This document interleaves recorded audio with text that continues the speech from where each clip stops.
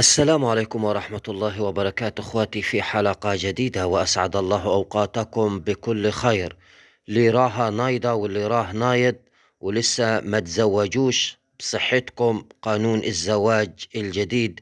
وفيما يخص قانون الزواج الجديد في الجزائر، تم فرض بعض التعديلات في السنوات الأخيرة على الإجراءات والشروط المتعلقة بعقد الزواج، حيث ضجت مواقع التواصل الاجتماعي بهذا الخبر.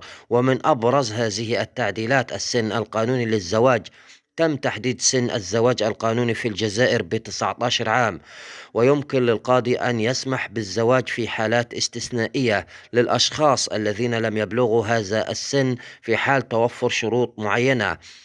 إلزامية الفحص الطبي قبل إبرام عقد الزواج، ويطلب من الطرفين تقديم شهادة طبية لا تزيد عن 3 أشهر تؤكد خلوهما من الأمراض المعدية أو الوراثية التي قد تشكل خطرا على صحتهم أو صحة أطفالهم في المستقبل.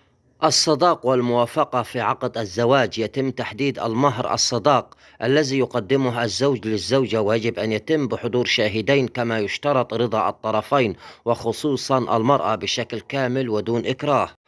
رابعا، قضايا الأسرة والتعدد. القانون يحدد شروطا صارمة حول التعدد، حيث لا يمكن للرجل الزواج من أكثر من امرأة إلا في حالات استثنائية وبإذن من المحكمة.